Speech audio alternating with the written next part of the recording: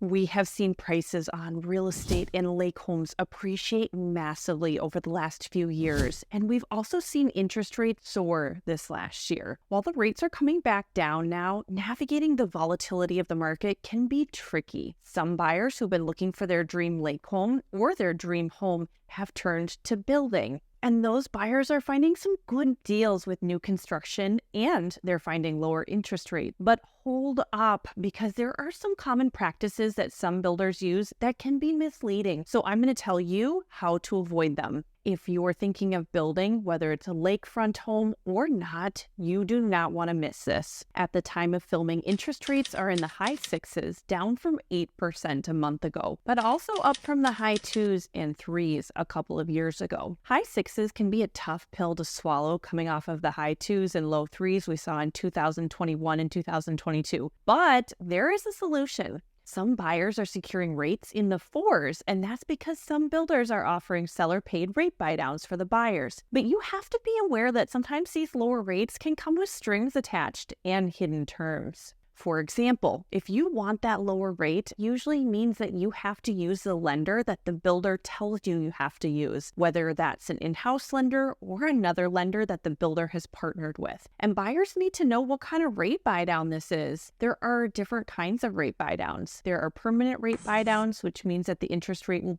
remain locked in for the life of the loan.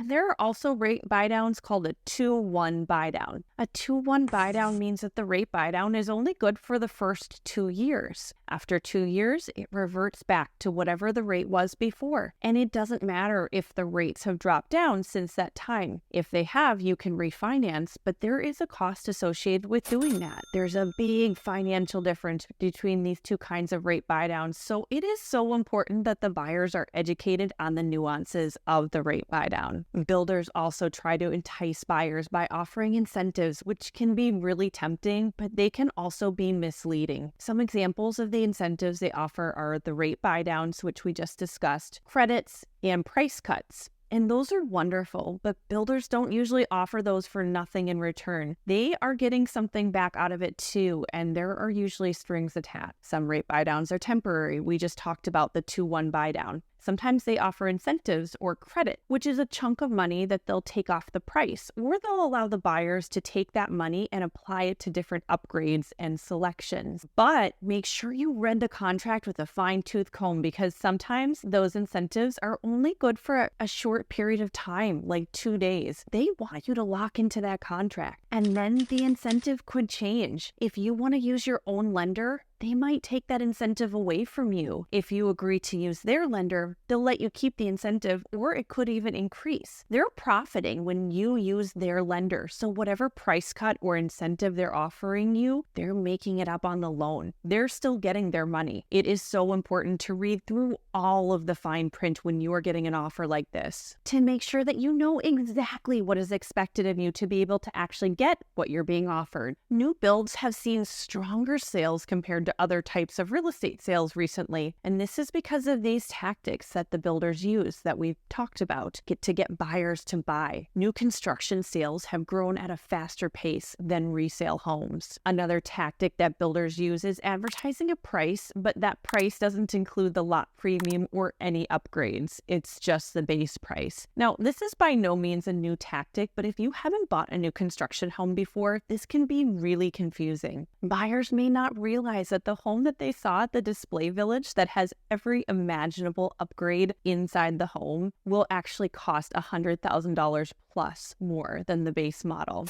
Builders are making up their money with the upgrades that they offer that the buyers are purchasing. Here's a little suggestion to help you save money and spend your money wisely. Some builder upgrades are absolutely worth it, as they would cost much more and cause so much more work down the road. Some examples of upgrades to do at the time of build include in-floor heating, a standalone bathtub or soaking tub, tile floors on the bathroom, and upgraded cabinets in the kitchen. Some builder upgrades are not a good use of your hard-earned money and are fairly straightforward either for you to do later on or for you to hire someone else to do. Some example of those upgrades are the pulls or knobs on cabinet, the lighting, unless it's a chandelier that's 25 feet off the ground or something crazy like that, and closet and pantry systems. Now let's talk about new home prices. pricing. This isn't going to apply to you if you're thinking about buying land outside of a community and choosing a builder to build a home for you on that lot, like a lake lot. But if you're thinking about building in a community, listen up. When builders advertise a home price, it is usually with just their base price.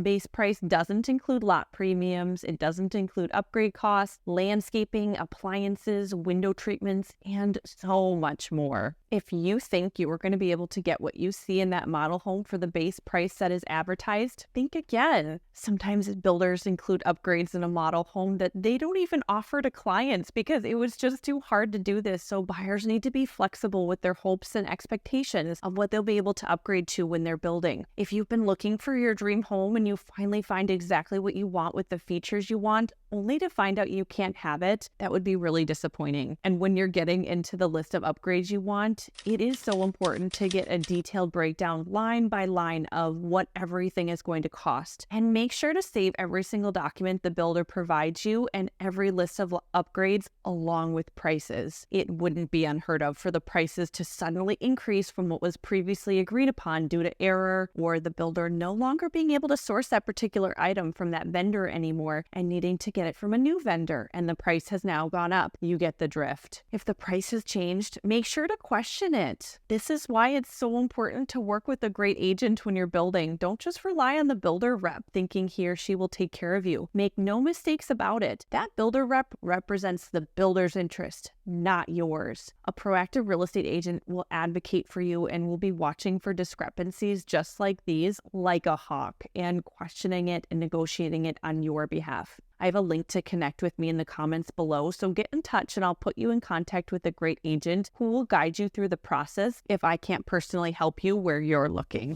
One of the next things a builder is not likely to share with you is that you need to get an inspection. Yes, even on a brand new home. It is critical that you do not skip this step. There are some builders who do amazing work, but there are some builders who take shortcuts, or the subcontractors they use have done a bad job or cut corners, and an inspection will reveal all of these issues and make sure that the home was built correctly and that you're not left with a pile of current problems and or future maintenance issues. If you think I'm exaggerating, just Google new build nightmares and watch this. It's a dream come true for a Denver woman in this hot housing market, a new home to start a new chapter of her life. But tonight, problem after problem. She says she's not getting any help from the builders. This is a nightmare house. New construction that started falling apart within a few months. In addition to the inspection, you want to make sure that you have someone who knows what they're looking at over at the house as often as possible to catch mistakes or errors along the way. If you or your real estate agent is able to point mistakes out to the builder in real time, you can get them fixed. No matter what you do, do not accept the home or take delivery of the home until you have had an inspection. I can't emphasize this enough. If the inspector doesn't find anything significant, at the very least, you've learned how to maintain your new home and you have peace of mind. If the inspector does find items that need to be remedied, that inspection will have just paid for itself, maybe many times over, and the builder will be very motivated to get those issues resolved for you so that they can close and get their money. Be aware that building brings its own set of frustrations and challenges, and there is no such thing as completely smooth sailing. So bring a lot of patience and problem solving to the process and prepare to use it. If you're willing to work through these challenges, you could have a great opportunity to find a home that meets your needs and is within your budget, and maybe even save money on the rate.